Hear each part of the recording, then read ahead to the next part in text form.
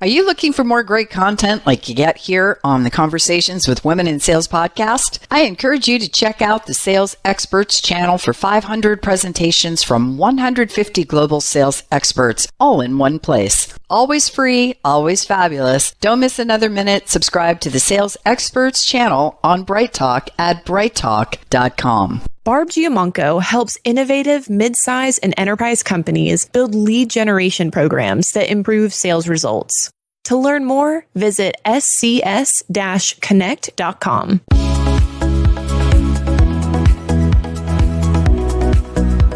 You're listening to Women in Sales, a podcast dedicated to becoming the best resource in the world for female sales professionals. Here's your host, Barb Giamanco.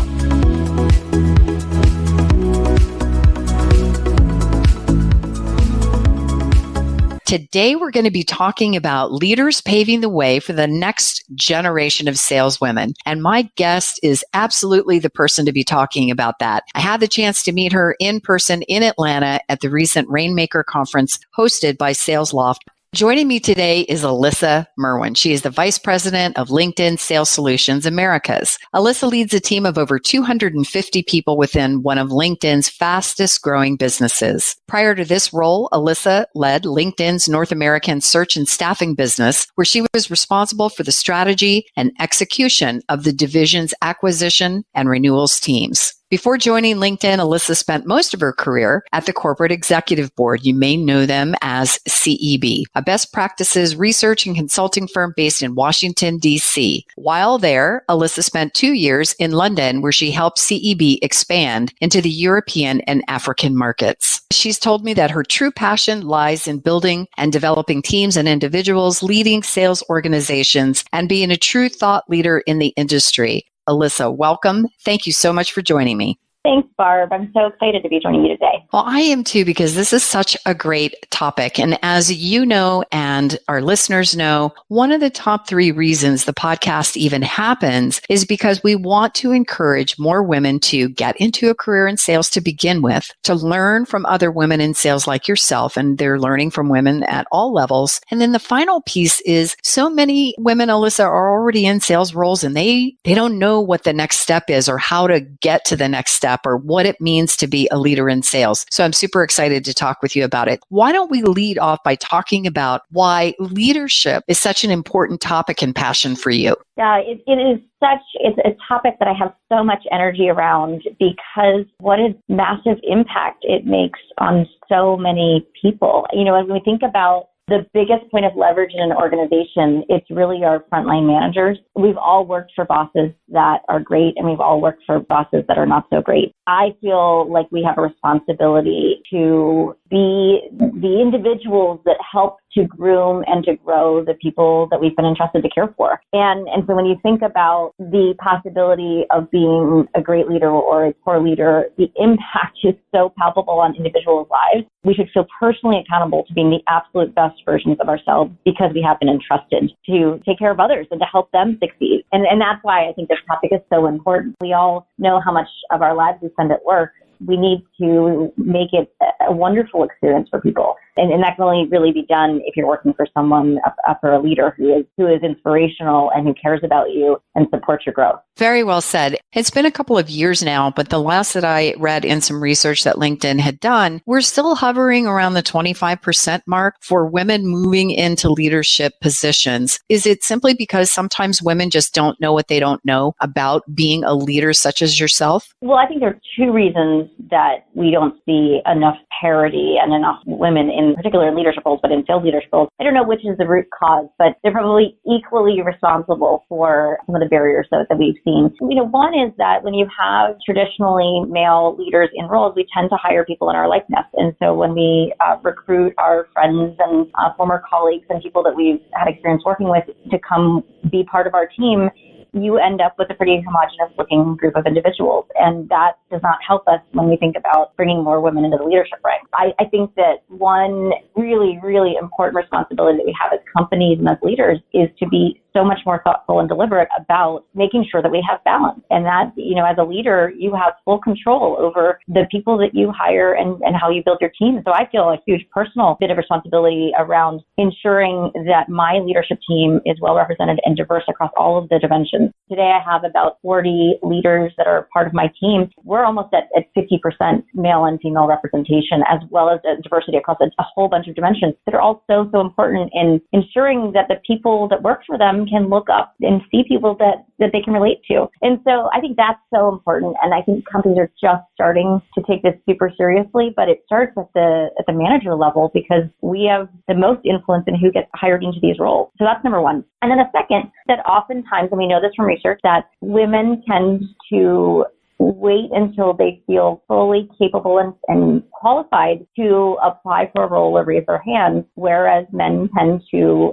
raise their hand and volunteer for roles where they might not be qualified. So when you have that dynamic playing out, you likely have fewer women participating in those hiring processes. And we need to ensure that as individuals, we are giving ourselves credit where it's due and going for roles where we may not even think we're ready and capable, but betting on ourselves that we'll figure it out. And then we also need to be bringing each other along. And then as a leader, we have a responsibility to identify who are the people in our organization that are capable of more than they even believe they are, but you see something in them and you groom them and you sponsor them and you advocate for them and you coach them so that they build up that same belief in themselves and you're opening doors for them. And so I think if we can do those two things, the landscape radically shifts. I couldn't agree more. I think your point about women feeling like they have to have it 1,000% buttoned up is so spot on. What I really appreciate about the men is they may not have it all figured out yet, or maybe they don't fully have all the qualifications. They just believe that they can learn or they know the people who can help them. What's your point of view, though, Alyssa, about women also making sure that if they have an interest, they are voicing their interest? What about some guidance there? Absolutely. It's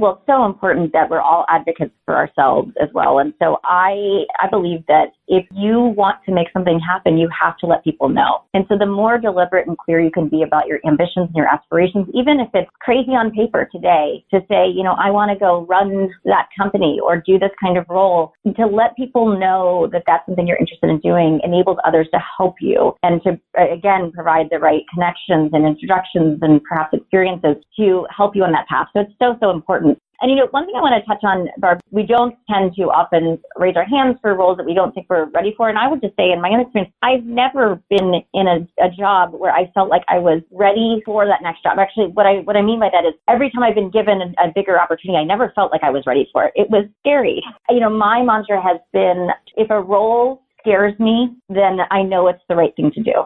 And I think if we can take more of that approach to our careers and look at it through the lens of how am I going to grow and learn rather than am I 100% certain I'm going to be successful, we will have very different outcomes. Yes, I believe that's absolutely true. And then the first point that you made was also so important. I read a long time ago, I think it was probably in Jim Collins's book, Good to Great, but talking about this notion of really being aware as a leader of where your strengths are and where you're not as strong. And then as you think about building your teams, you think about layering those teams with people who have strengths that maybe you don't. And that for me is also a clear definition of diversity, because I think diversity is not just gender and culture and where you come from and what you believe in, but it's also a diversity of perspective and thinking. Diversity inclusion actually has bottom line revenue and business implications. So it isn't just one of those like, hey, nice to have. I'm also not suggesting that you put people in roles they're not qualified for. But I am saying, just like the folks at SalesLoft did with balancing the parity for the speakers at the conference, be thinking about how you can bring on people who are very well qualified, who are also very diverse. And I think that's super important. So I've mentioned Rainmaker. Rainmaker was just happening in Atlanta. You were a big part of that. And you were on main stage yesterday after our second annual women's breakfast, which was fantastic. You were part of that panel. Then on the main stage, Alyssa, you were part of a panel talking about building teams and what it means to you to be a leader. And there were 4 distinct things that I heard you talk about. And it, for me, was all about being human. So you mentioned things like authenticity and being vulnerable, coaching people, but also not only being accountable for yourself as a leader, but helping others be accountable. Could you talk a little bit more about why those traits and characteristics, if you will, you feel are really important in building successful teams? Yeah, sure. And I've certainly learned this the hard way. When we go back to the idea of the managers that we've worked for that have not been great, at least in my own experience, we had to have them connected, and I haven't felt invested, and I hadn't always felt like they were invested in my success. And I think that one of the things that I've realized is that I need to always remember that we are people first and we're professionals second. If I approach my role as a leader through that lens, then I'm going to focus on getting to really know and understand the individual. But in order to do that, I often need to make sure that I'm showing up. And part of that is being vulnerable and being real and honest about who you are and what you're excited about and fearful of, and, you know, how things are going and the challenges that you've encountered, because it makes you so much more relatable and creates a safe space for others to be able to bring their full self to work and all of their fears and insecurities and excitement and ambitions and aspirations. And so this idea of vulnerability is, for me, the sort of foundation of creating an environment of trust and real connection. So that's number one. The second, this idea of authenticity, which, is a sort of natural extension of this vulnerability piece, but it's being the most authentic version of you, and in all, the good and the bad bits, and making sure that, again, you can show up every single day as who you are without feeling like you have to put on a front. I think my very first management role I was ever in, I made the classic mistake of, showing up how I thought a manager was supposed to show up, which was, rigid and professional. And apparently my personality changed overnight. Going from being an individual contributor to manager, I was a wildly different person the next day. And you can imagine how that turned out. Remembering that, no matter what role I'm in and what size organization I'm leading, I'm still me, and I need to be able to show up and, certainly flex to different situations, but being me always. One thing that we talked about yesterday is I'm so passionate about this idea of what I call fast feedback, or others call radical candor, but this idea that we can have real conversations, because, in teams where there's no trust, everyone's just really nice to each other, and it's really surface. But in teams where there's real trust and connection and mutual respect and accountability, you can get real. And that helps everyone to progress and to grow and to create an environment where everyone can thrive. And so that's something that's super, super important to me as a leader. Now, I'm thinking back to when I first took on a management position. Didn't realize until 6 months in, and I got feedback during a review, that while everybody thought it was great that I was open and helpful and had an open door, feedback that I got was I was always trying to save people. Like, I was stepping in, I was trying to save them from falling flat on their face. And I considered that being really helpful. What I didn't understand until I got the feedback, and I was very grateful that I received it, that I was kind of not bonding with my team as a result of them feeling like I was being a mama bear, stepping in when maybe they needed an opportunity to learn and grow, which they basically said to me.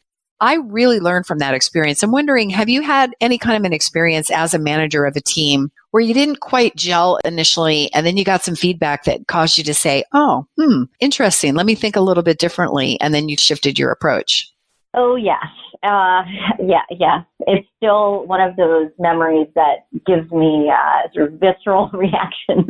It was so painful, and yet it was so important in my personal growth. But when I came to LinkedIn in my very first role here, I was coming from CED, which was a wonderful company where I built a great career and was leading large organizations. And I came to LinkedIn in a much smaller job to be a frontline manager of a few reps. So it was one of those jobs that I felt like I could do in my sleep, because I'd been leading, doing much bigger, more complex things. And now it was going back to my roots of frontline managing. And so I figured, I've got this all figured out. It'll be a cakewalk.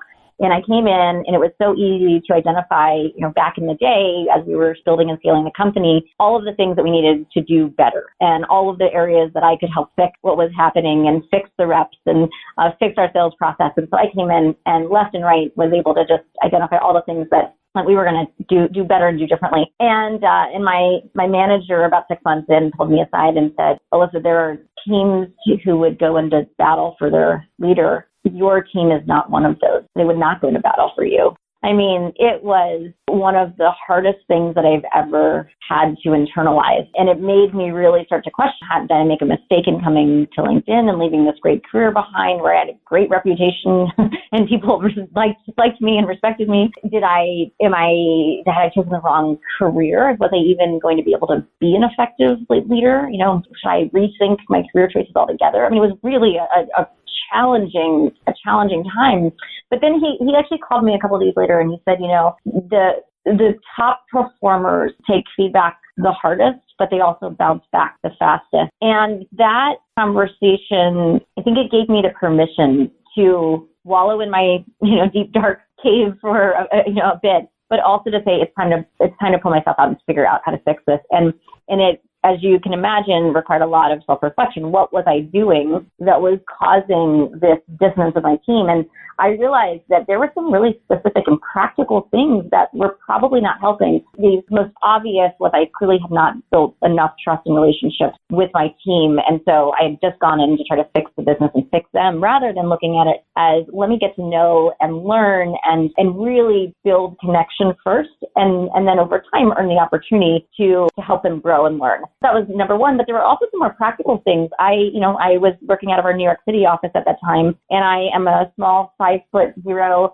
petite woman, and I like to wear high heels because it gives me a little height. And I was charging down the hallway in my high heels to get from one meeting to the next. And I didn't realize that the intensity of the sound of my high heels without stopping along the way to say hi to people, it's creating this image of this intense, sort of driven, but not very warm leader. Meetings where you're not totally prepared or in the right sort of frame of mind and energy to, again, create an environment that's really welcoming. And instead it was tense and let's focus on the numbers and the outcomes was also adding this image and this brand, which was so different than who I was as a person. But again, I wasn't conscious of how I was showing up. So I had to really rethink all of those things and be more deliberate about how do I want to show up in each and every one of these interactions. Because one thing I realized is every single time that you engage someone or they observe you, they're either confirming an opinion that they already had or you're giving them an opportunity to form a new one. And I realized I needed to almost, in every single opportunity, help people form a new one about who I was. Well,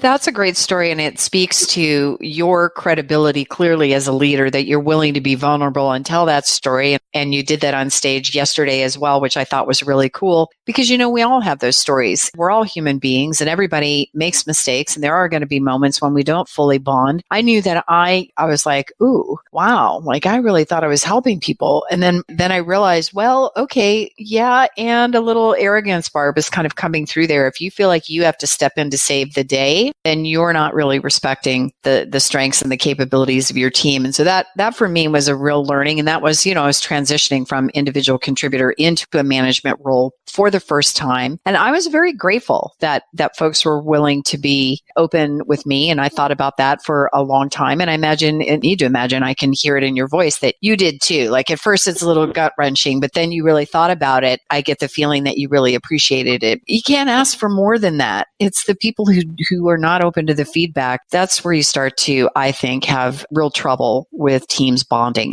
It was a tough period, but that feedback, of course, not only helped me turn around that situation, but it's probably the primary reason that I'm in the role that I'm in today. My approach to leadership and how I show up and who I am and finding my authentic voice. And, I wouldn't be doing this. So I owe so much to the leader that helped me recognize that. Well, one or two more questions before we wrap up our segment today, Alyssa. I happen to know that in talking with you, not only are you passionate about women in sales and women in leadership, you also, I was excited to learn, have a belief that being a female leader is an advantage. So I would love for you to talk more about that. Yeah, I've heard so many women talk about how challenging it can be to be a female leader and how they feel disadvantaged. And I'm sure there are plenty of situations where that's true. But what I found in my experience is that being the only female leader in certain cases, or one of the few, or now at LinkedIn, and we've got incredible representation. So I'm now one of many female leaders. But in any of those situations, I've always been able to, I think the being different part has been really valuable because I've always been able to bring a totally